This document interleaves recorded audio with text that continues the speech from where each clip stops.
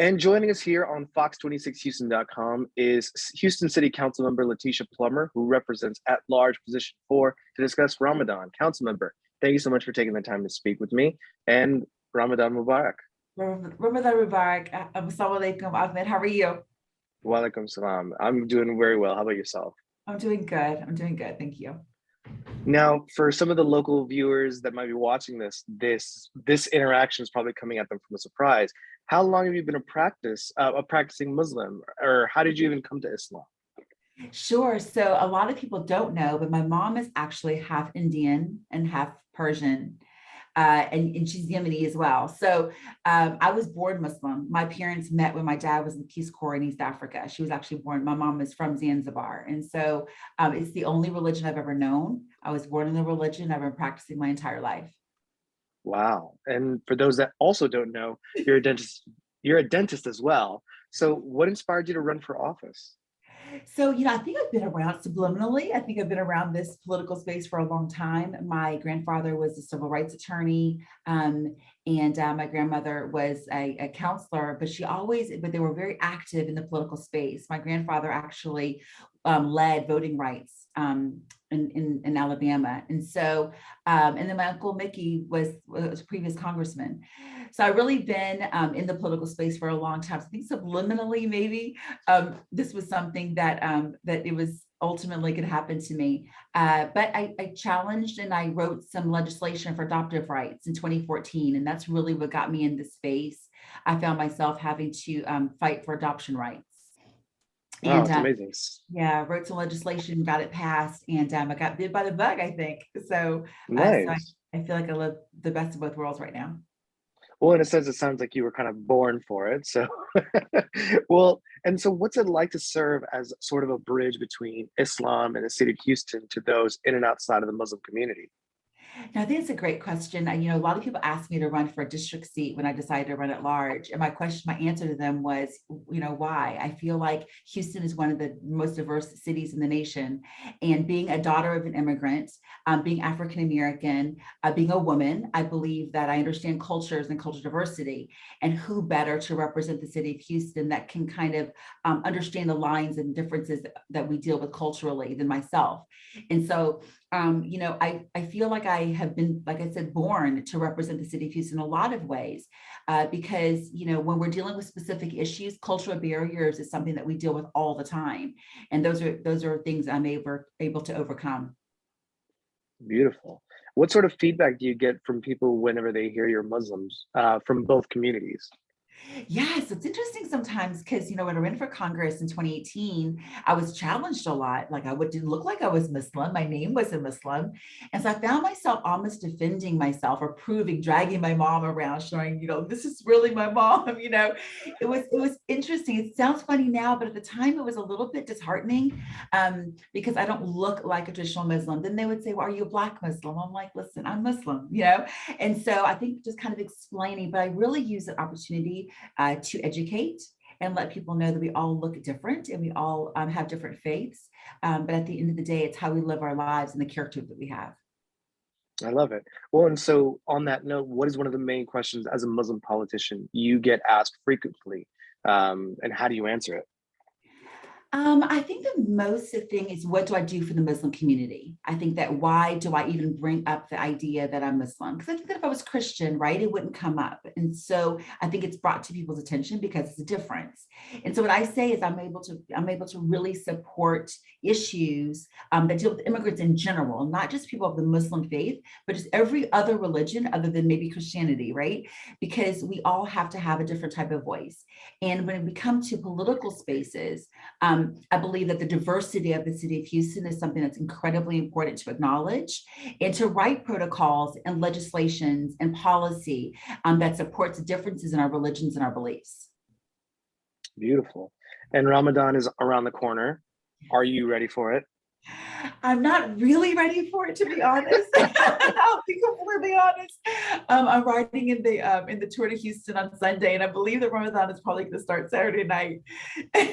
So, well, yeah, you can never really prepare for it. Right. We have we've spoken with an imam who kind of says that it's never the same date. It's always based on the lunar calendar. So no, I get it.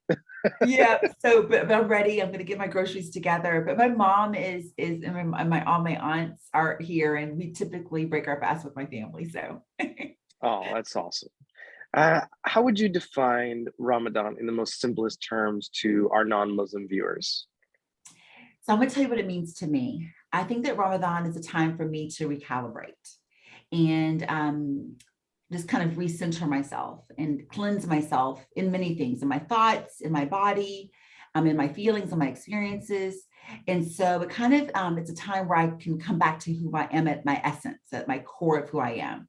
And so I really enjoy fasting. I think fasting now is kind of mainstream in a lot of ways. A lot of people are doing intermittent fasting. And so it's something that people are doing all the time for most of things because for spiritual reasons, right? But it's really for people to kind of reset. And so, we all want to be really good people. We want to say good words. We want to, have good acts. We want to give to charities. We want to do that every single day, right? And so I think Ramadan gives me an opportunity to kind of reset myself, get back on pace to the person I really need to be, and who I need to be spiritually. And so that in a simple sense is what Ramadan means to me and how I deal with it. That's amazing. And what is one of the most frequently asked questions you get during this time? Because we all get them all the time. I think the biggest question is, aren't you thirsty? I think that people now, like I said, it's mainstream now for us to do intermittent fasting, right? But there's always liquids involved. And so I think that people are like, how do you go all day without drinking water? Like that's the biggest question that I get, for most folks. And so and my answer to them is I think it's all mental. It's mental aptitude. It's knowing why you're doing it. People that are starving and and don't have all the things that we have in the Western culture, we have to at some point get to a place to where we understand what they're dealing with. And I believe that it ends up being a level of gratefulness, and that's what that's what Islam is, right? And so so yeah, are you thirsty? That's like the big question. Well, and what is one of your favorite things about Ramadan? I love iftar because I get to have samosas. There you go. That's like my favorite thing ever. But then also, I think also it's, we're also busy now, and COVID has happened to all of us to where we've been super isolated. And a lot of us have aunties and uncles that are so much older than us, so we weren't able to see them like we wanted to.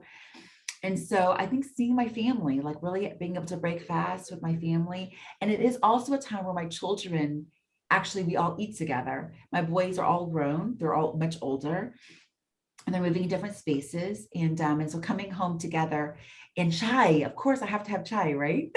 Like it's not the same without chai. Yeah. It's not the same without chai. Well, and you mentioned sambusas. Have you ever had cheese sambusas? No, I haven't. After this interview, I got to tell you where to get it. Okay, I look forward to it. So speaking of COVID, the last few Ramadans have not been looking the same due to COVID, and it certainly hasn't been easier for Houstonians in general with respect to the high crime rate. So while I have you, I'm curious, how are you feeling? In other words, do you feel comfortable going out in the mosque for prayer or even going out in public to break your fast? No, absolutely. So I do believe that the city obviously has opened up, but COVID has not gone away. I think we need to be really cognizant of that. We need to follow the CDC guidelines. If you're over 50, there's a third booster that they're recommending for you. I do believe that the mosques are going to take all of the necessary precautions in terms of limiting people coming in. They're going to probably have sanitizer on the table when we have break our fast and eat and all the food there. I believe that we're going to be really responsible in terms of what that looks like. But in the same way that anyone goes into larger parties, or we always have birthdays and celebrations. So I think that we should be smart, and especially respecting our elders. I think that would be one piece that I would just really want to acknowledge. If you can have events outdoors, I think that's most ideal.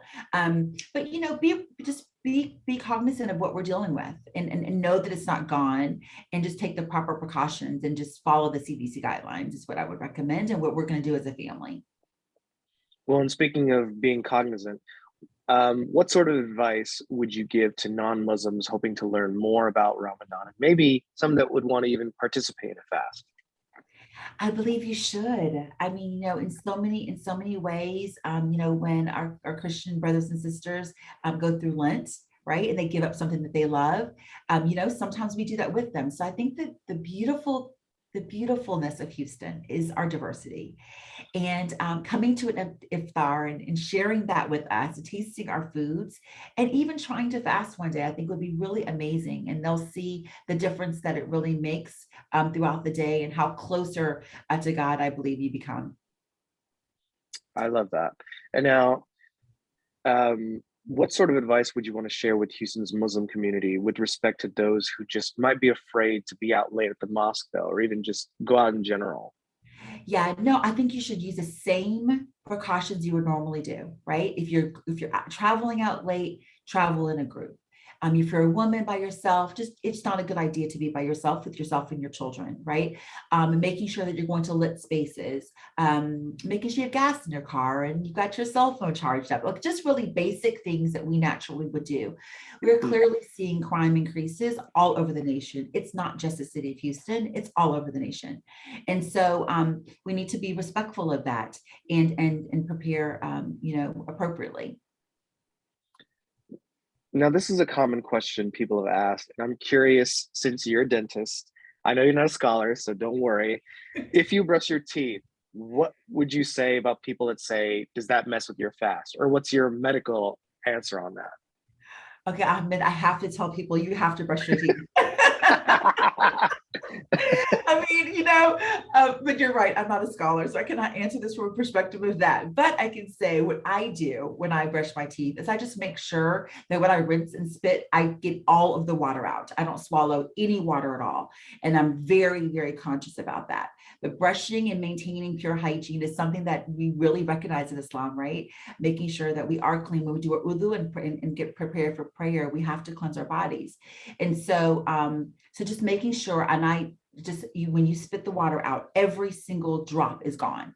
Obviously your mouth is moist, and I get that part of it as well. But I do believe that if you do that, once again, it's what your intention is, right? It's what your intention is on your fast is what I believe matters the most. Certainly. Is there anything else you'd like to add?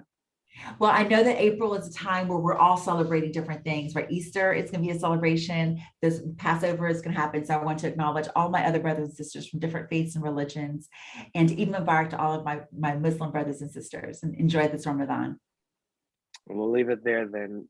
Councilmember Letitia Plummer, Houston City Council at large, position 4. Thank you so much for taking the time to speak with us again. Ahmed, thank you so much for having me.